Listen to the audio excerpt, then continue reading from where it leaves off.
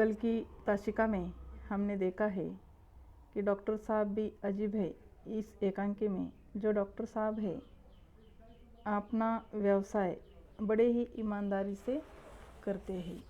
ईमानदारी से करने के वजह से उनका घर संपन्न परिवारों में नहीं आता और अपनी बेटी के विवाह में दहेज देने तक की उनकी हैसियत नहीं है या क्षमता नहीं है। इसलिए उनकी पत्नी सुशीला में भी क्या है, एक खीज है कि उनको लगता है कि जो दूसरे लोग हैं, दूसरे व्यवहार जिस तरह से प्रैक्टिस करते हैं उसी प्रकार डॉक्टर साहब ने भी करना चाहिए और बाकी लोग जैसे चैन आयन के साथ जीते हैं हम भी वैसे ही जीना चाहिए।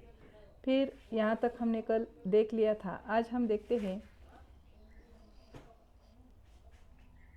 डॉक्टर साहब अपने वसूलों के पक्के हैं। दहेज प्रथा उन्हें तो पसंद है ही नहीं। वे यहाँ तक स्पष्ट कर देते हैं कि मेरा काम लड़की को पढ़ाना था, लिखाना था, सो मैंने ईमानदारी से किया है। लड़की को एक काबिल डॉक्टर भी बनाया है। जो दहेज मांगता है उसके साथ मैं मेरी बेटी का ब्याह करूँगा ही नहीं। मुझे मेरी बेटी से ब्याह करने वाला दामाद की आवश्यकता है, दहेज के साथ शादी ब्याह करने वाले दामाद की नहीं है। ये अपने पत्नी से ऐसे डॉक्टर साहब कहते हैं। डॉक्टर व्यवसाय करते समय डॉक्टर साहब के सामने कुछ लोग प्रलोभन या रिश्वत लेकर भी आ जाते हैं, लेकिन इन प्रलोभनों के सहारे वे उनसे गलत काम करवाना चाहते हैं, परंतु डॉक्टर साहब है कि इसके लिए तैयार नहीं होते। उसमें से एक मस्तराम नामक का वैद्य जी है जो दंत चिकित्सक है। वह चाहता है कि उनके द्वारा बनाए जा रहे दंत मंजन के लिए उपयुक्तता का सर्टिफिकेट दे दे, परंतु डॉक्टर साहब ने देखा है कि यह दंत रोग निवारक, संकट मोचक दंत मंजन दांतों के उपयोग उल्टे व हानिकारक ही है, जिससे गिर जाने की संभावना है। मस्तरम ऐसे मंजन का प्रचार प्रसार करना चाहता था जिससे उसका दुगना फायदा हो। एक तो मंजन बिक जाए, दूसरे मंजन के इस्तेमाल से दांत जल्दी गिर जाने पर नकली दांत बिठाने के लिए यह ग्राहक फिर उनके ही पास आ जाए। ऐसे मंजन के सर्टिफिकेट के लिए मस्तराम डॉक्टर साहब को घूस भी देने के लिए तैयार हो जाते हैं। इस घूस को भी सभ्य समाज का रीति रिवाज कहता है।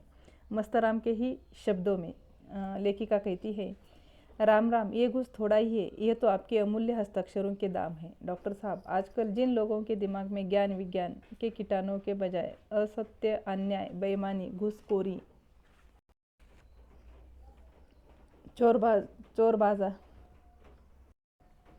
चोरबाजारी के कीटाणु भरे हैं, उनके अंगूठे के छाप के दामों हजारों रुपए हैं। फिर आप तो डॉक्टर है अजीज साहब, आजकल तो हस्ताक्षर करना भी एक पेशा है और उस पेशे की मजदूरी है।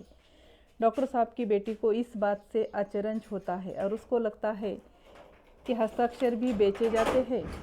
तब डॉक्टर साहब कहते हैं, बेटी तू बड़ी भोली है। आजकल दुनिया में क्या नहीं बिकता, आटा, दाल, कपड़ा, जूता, चप्पल, ईमान, धर्म, तन, मन, बुद्धि, टका से तो प्रेम भी बिक रहा है। फिर हस्ताक्षर तो छोटी सी चीज़ है। डॉक्टर साहब को कई लोग खरीदना चाहते हैं, परंतु डॉक्टर है कि लोग चाहे लाख प्रलोभन दिखाए, वे अपने ईमान से हटना नहीं चाहते। उसी प्रकार मस्तराम के समान ही एक राम प्रसाद नामक व्यक्ति विश्वविद्यालय में खोज कर रहा है। इस खोज से एक ऐसी गोली तैयार करता है जो सब बीमारियों के लिए रामबाण इलाज साबित हो। उसके लिए भी सर्टिफिकेट डॉक्टर साहब से ही चाहता है, परंतु डॉक्टर साहब है कि उस गोली का संपूर्ण परीक्षण किए बगैर सर्टिफिकेट देने के लिए तैयार नहीं है। परीक्षण में वो गोली पूरी तरह शारीरिक दृष्टि से हानिकारक सिद्ध हो जाती है, इसीलिए डॉक्टर साहब उन्हें सर्टिफिकेट देने के लिए तैयार नहीं है। तो उस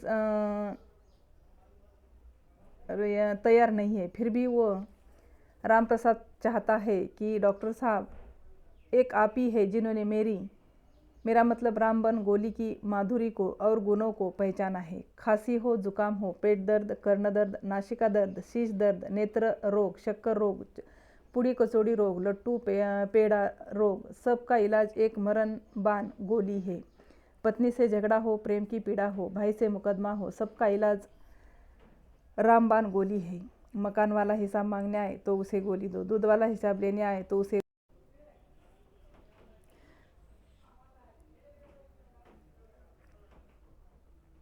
नकदी है। अफसर शराब की बोतल की घूस लेता है, वह नेता चुनाव के खर्च की घूस लेता है। क्या है ना ठीक बात। इस तरह से जो राम प्रसाद है वो अपनी जिस तरह मस्तराम भी डॉक्टर साहब से सर्टिफिकेट चाहता है, उसी रूप में राम प्रसाद भी डॉक्टर साहब से सर्टिफिकेट चाहता है। लेकिन डॉक्टर साहब है कि अपनी ईमानदारी को कभी छोड़ते नहीं है। उसी समान एक धर्मदास नामक व्यक्ति भी डॉक्टर साहब के वसूलों को खरीदने की कोशिश करता है। उसके चाचा निसंतान थे। वे जितने जल्दी मर जाए उतने जल्दी उनकी जायदाद धर्मदास के नाम होने वाली थी।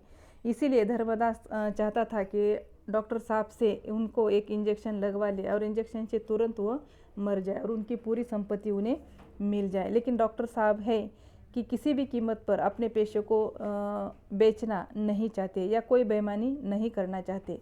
तो इसके विरोध में धर्मदास कहता है, डॉक्टर साहब आजकल एटम बम के महाकल्याणकारी युग में हत्यारा होना बहुत बड़ी खूबी है।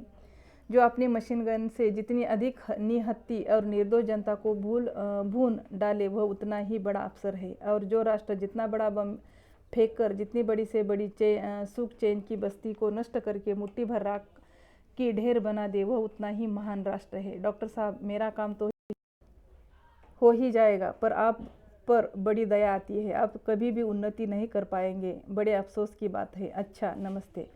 इसी प्रकार डॉक्टर साहब जो है वो गैर कानून मार्ग से खुद की उन्नति में डॉक्टर साहब का विश्वास नहीं है। खुद दिक्कतों परेशानियों में रहेंगे परंतु अनैतिक आचरण वे कभी नहीं करेंगे। अंत में वर पिता नारायण दास खुद डॉक्टर साहब के घर आ जाते हैं और विवाह की तारीख पक्की कर देते हैं। दहेज के बारे में पूछने पर वे कहते हैं कि दहेज तो मैंने मांगा ही नहीं था।